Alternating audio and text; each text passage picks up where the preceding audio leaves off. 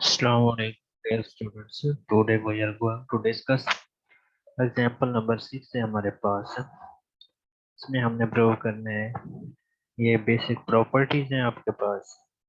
Principal of equality of fraction a divided by b equal है c divided by d। तो इसको हम if and only if के साथ राइट अप कर सकते हैं ad बराबर है bc के। इसी तरह हमारे पास मल्टीप्लिकेशन की एक प्रॉपर्टी है कि अगर दो नंबर डिवाइड हो रहे हूँ a डिवाइडेड बाई b,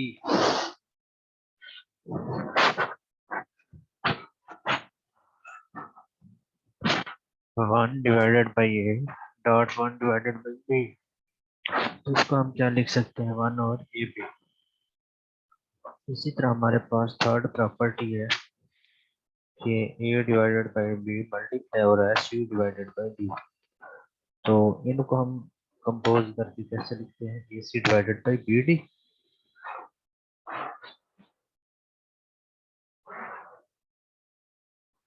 इसी तरह नेक्स्ट स्टेप हमारे पास है फोर्थ प्रॉपर्टी, जिसे हम गोल्डन रूल ऑफ फ्रैक्शन भी कहते हैं। जैसा कि कोई दो नंबर डिवाइड हो रहे हैं a by A divided by B equal है के ए डिवाइडेड बाई के बी, मतलब सेम नंबर को ऊपर भी मल्टीप्लाई करना और नीचे भी मल्टीप्लाई करना। इसे कहते हैं गोल्डन रूल ऑफ फ्रैक्शन। तो नेक्स्ट है हमारे पास five property, rule for quotient of fraction. A divided by B fraction के नीचे है सी डिवाइडेड बाई डी, ये इक्वल होगा a D divided by B c. तो जो फर्स्ट प्रॉपर्टी है उसका हम प्रूव कैसे करते हैं।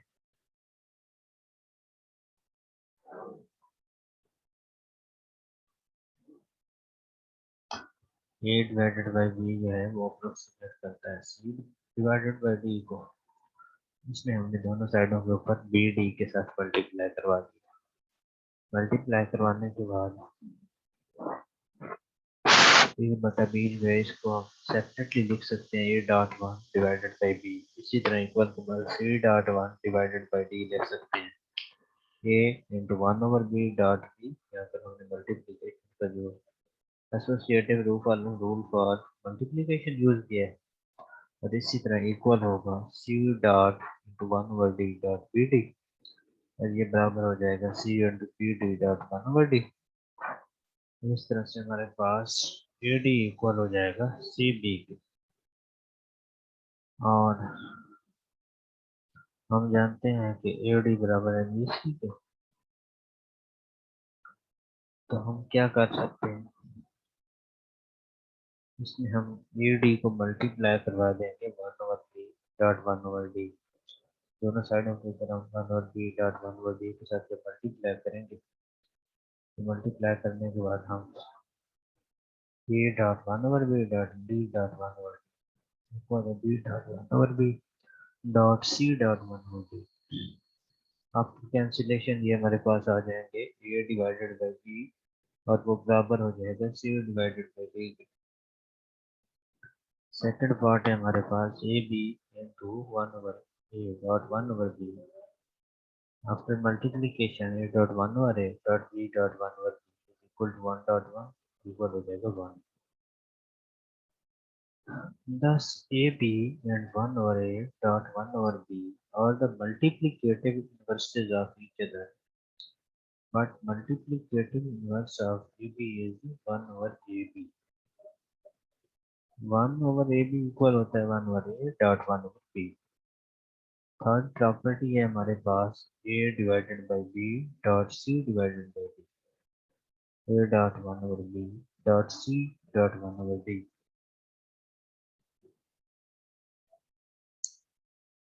AC into 1 over B dot 1 over D, AC dot 1 over BD equal है AC divided by BD।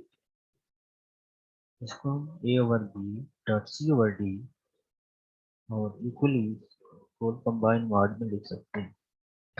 Next हमारे पास है फोर्थ प्रॉपर्टी। फोर्थ प्रॉपर्टी जो है उसको हम कैसे राइट अप कर सकते हैं, A divided by B equal है A divided by B dot one तो 1 की जगह पर हम k बाई के लिख सकते हैं, क्योंकि ये सेम नंबर है तो अगर कैंसिल होगा तो 1 के इक्वल हो जाएगा। अब ये हमारे पास आ जाएगा ए के डॉट ए बी के, ए और बी बराबर हो जाएगा ए की डिवाइडेड बाई बी के, इसे कहते हैं गोल्डन रूल। इसी तरह A divided by B fraction के नीचे C divided by D equal होगा, ऊपर और नीचे हम बी डी के साथ मल्टीप्लाई करेंगे, ऊपर से बी कैंसिल हो जाएगा और नीचे से डी कैंसिल हो जाएगा। तो या हम इसको ऐसे भी लिख सकते हैं A D into one over B dot B, C B into one over D dot B, ये इक्वल हो जाएगा A D divided by B C. Then students हम एग्जांपल नंबर 7 की तरफ आ रहे हैं। एग्जांपल नंबर 7 क्या है? Does the set 1 minus 1 possesses closure property with respect to addition or multiplication? तो इसमें आपने चेक करना है कि जो आपको सेट दिया गया है इसमें क्लोजर प्रॉपर्टी होल्ड करती है विद रिस्पेक्ट टू एडिशन या मल्टीप्लिकेशन, ये नहीं करती। तो स्टूडेंट्स क्लोजर प्रॉपर्टी को चेक करने के लिए हम क्या करते हैं,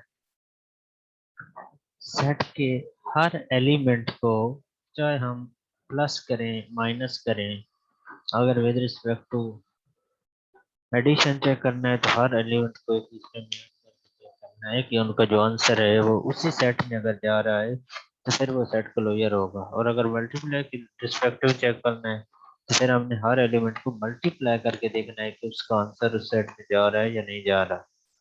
अगर आंसर सेट में मौजूद हो तो फिर हम क्या कहेंगे कि मल्टीप्लिकेशन के रिस्पेक्ट वो सेट क्लोजर होल्ड करता है।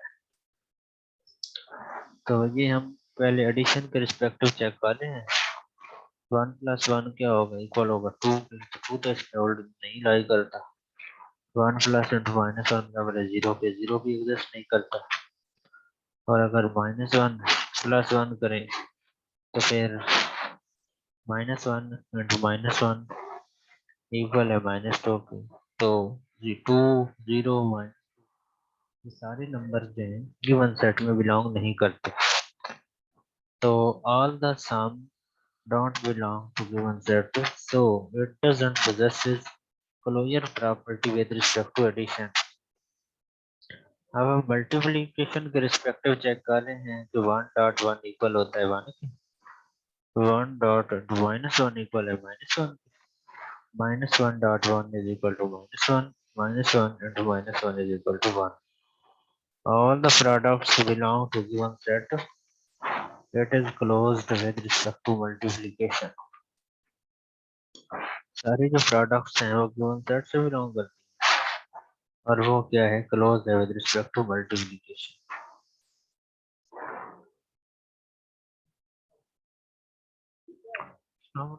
स्टूडेंट्स हमारे पास एक्सरसाइज का क्वेश्चन नंबर 1 का थर्ड पार्ट है।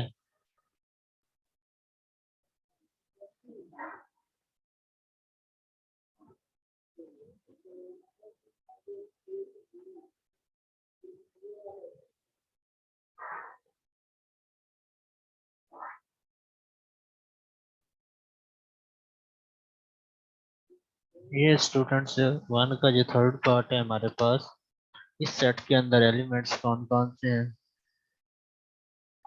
0 और -1 है। और इसमें हमने क्या करना है, with respect to addition check करना है कि क्लोजर होल्ड करता है या नहीं करता, और विद रिस्पेक्ट टू मल्टीप्लिकेशन भी चेक करना है। तो ये देख लें कि हमने 0 को लिया और 0 के अंदर ऐड किया तो जो आंसर आया वो सेट से बिलोंग कर रहा है, और 0 को -1 में ऐड किया तो फिर भी इसका आंसर सेट से बिलोंग कर रहा है। -1 को 0 में ऐड किया तो भी आंसर बिलोंग कर रहा है। अगर -1 को -1 के अंदर ऐड किया है तो आंसर -2 आ रहा है, और -2 जो है वो गिवन सेट से बिलोंग नहीं कर रहा। इस वजह से हम क्या लिखेंगे कि 0 -1 जो है ये does not have the closure property with respect to addition. अब हमने मल्टीप्लिकेशन टेबल बनाना है। ये टेबल देख रहे हैं, तो जीरो को जीरो के साथ मल्टीप्लाई करेंगे तो आंसर जीरो, जीरो को -1 के साथ तो भी आंसर जीरो। इसी तरह अब हमने हर एलिमेंट को दूसरे एलिमेंट के साथ मल्टीप्लाई करना है, तो जीरो को जीरो के साथ मल्टीप्लाई करेंगे तो इसका आंसर जो है वो गिवन सेट में बिलोंग करेगा। और जब हम जीरो को -1 के साथ मल्टीप्लाई करेंगे तो फिर भी इसका आंसर जो है गिवन सेट से बिलोंग करेगा। जब -1 को मल्टीप्लाई करेंगे जीरो के साथ तो इसका आंसर जो है वो बिलोंग करेगा। जब -1 को -1 के साथ मल्टीप्लाई करेंगे तो देन जो आंसर हमारे पास बनेगा वो 1 है, तो 1 इस सेट से बिलोंग नहीं करेगा। इस वजह से हम क्या कहेंगे कि 0 - 1 जो है doesn't have the closure property with respect to multiplication. तो इसके अंदर जो है closure property with respect to multiplication hold नहीं करती।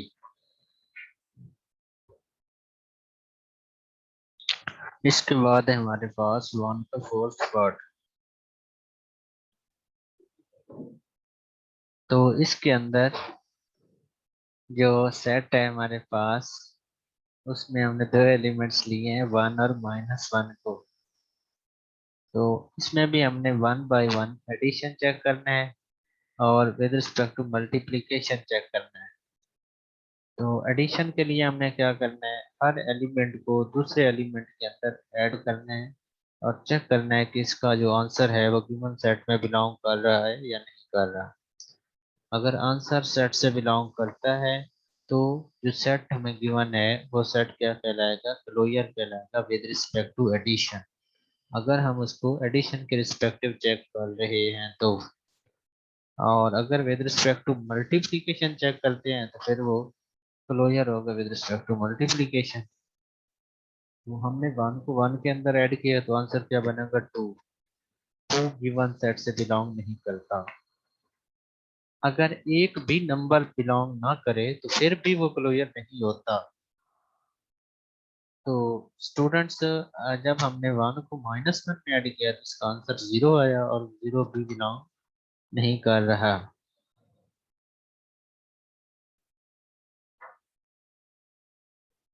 नेक्स्ट अगर हम -1 को ऐड करते हैं 1 में तो इसका आंसर 0 आ जाता है, ये भी बिलोंग नहीं करता।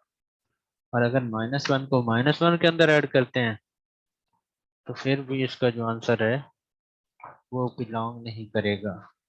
2 है और 2 गिवन सेट में नहीं है। 1 और -1 क्या करते हैं, doesn't have the closure property with respect to addition. तो नेक्स्ट हमने मल्टीप्लिकेशन के रिस्पेक्टिव चेक करना है। तो मल्टीप्लिकेशन जो टेबल है वो बना लें। मल्टीप्लिकेशन टेबल हमें क्या बता रहा है कि 1 को 1 के साथ मल्टीप्लाई करेंगे तो आंसर क्या बनेगा, 1। और वो बिलोंग करेगा गिवन सेट के अंदर।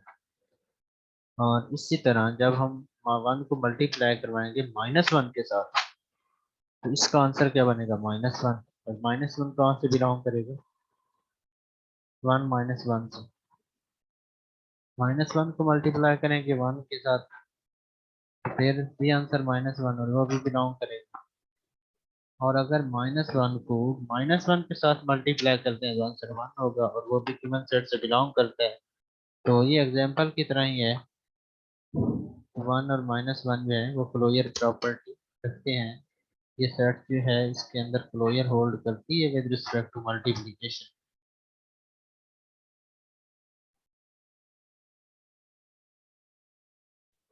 स्टूडेंट्स नेक्स्ट हम आ रहे हैं कॉन्जुगेट ऑफ कॉम्प्लेक्स नंबर की। कॉन्जुगेट क्या होता है complex number,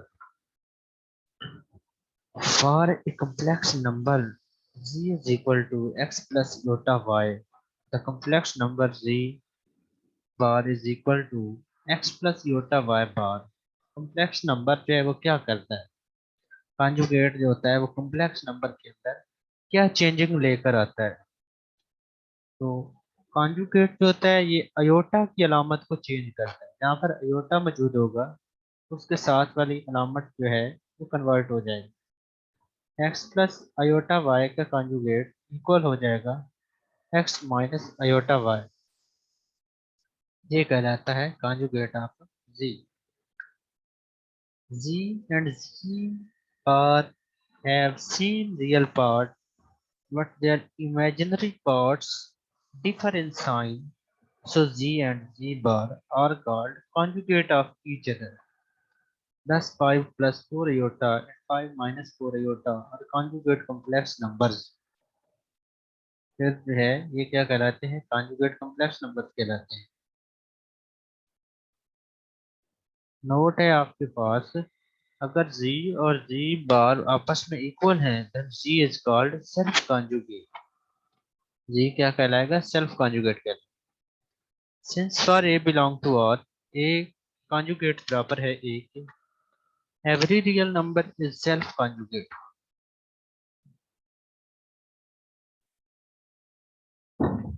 Powers of I iota, iota square बराबर होता है -1 के, और आयोटा की जो वैल्यू है वो क्या है? -1 स्क्वायर रूट के इक्वल है.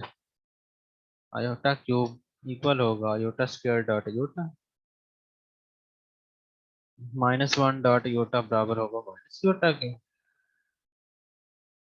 एंड आयोटा की पावर 4 की अगर हमने वैल्यू निकालनी हो तो आयोटा स्क्वायर का होल स्क्वायर होगा, और ये इक्वल हो जाएगा -1 का स्क्वायर. इसको हम लिखेंगे 1. आयोटा 5 की अगर वैल्यू फाइंड करनी हो तो वो इक्वल होता है आयोटा 4 डॉट आयोटा, और आयोटा 4 को हम आयोटा स्क्वायर का स्क्वायर लिखते हैं, -1 का स्क्वायर बन जाएगा dot iota, 1 dot iota is equal to iota आ जाएगा. इसी तरह स्टूडेंट्स नेक्स्ट हमारे पास है iota 6 is equal to -1, iota 7 is equal to minus iota, iota 8 बराबर है 1, and so on. So powers of iota should be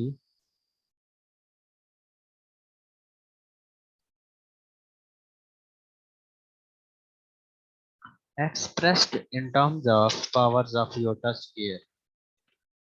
exercise 1.1 के अंदर 1.2 के अंदर क्या है? वेरीफाई करना है addition properties of complex numbers को.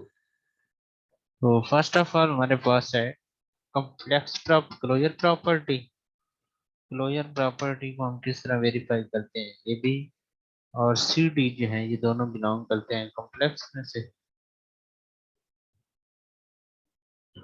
ए वाव बी प्लस सी वाव D is equal to A plus C और बी प्लस डी, और ये जो पेयर है ये बिलोंग करेगा सी से. एसोसिएटिव के अंदर हमें क्या करना होता है? जो तीनों पेयर्स हैं उनके ऊपर एसोसिएटिव प्रॉपर्टी को होल्ड करवाना होता है. ए व बी प्लस सी व D square bracket plus E व F is equal to A plus C व B plus D plus E व एफ. तो अब हमें क्या करना है? एक ही पेयर के अंदर इनको ऐड अप कर लेना है, और नेक्स्ट स्टेप के अंदर क्या करना है कि जो पेयर्स हैं ब्रैकेट को चेंज कर लेना है, देन सेपरेट करना है. ए व B is equal plus into C plus C व डी प्लस एफ, और फिर इनको सेपरेट पेयर्स में लिखना है ए व बी प्लस सी व डी प्लस ई व एफ. नेक्स्ट है हमारे पास एडिटिव आइडेंटिटी. ए व बी प्लस 0 0, इसमें हमारे पास एडिशन के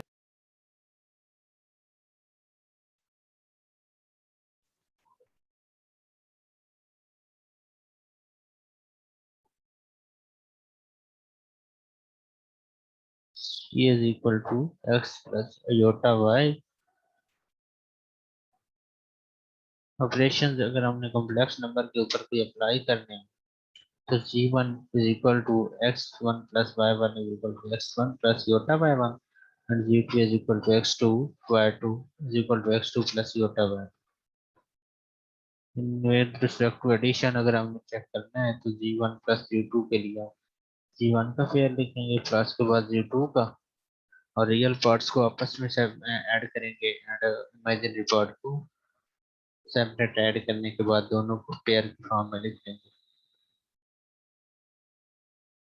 सब्ट्रैक्शन के केस में हमने ऐसे ही करना है, जब वहाँ पे प्लस का साइन लगाए वहाँ पे माइनस लगा लेनी है, और at the end of time इनको पेयर की फॉर्म में हमें माइनस के साइन के साथ लिखना है. नेक्स्ट हमारे पास मल्टीप्लिकेशन आ जाएगी।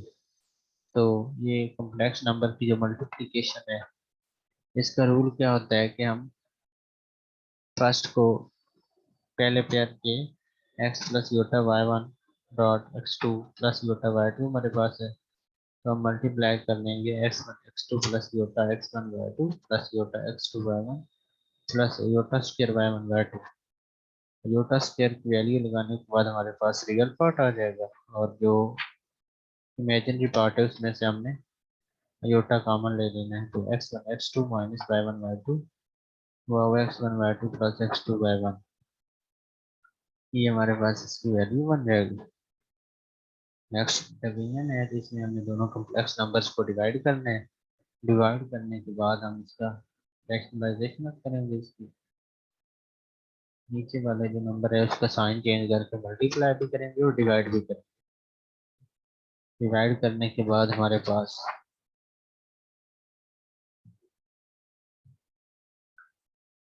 ये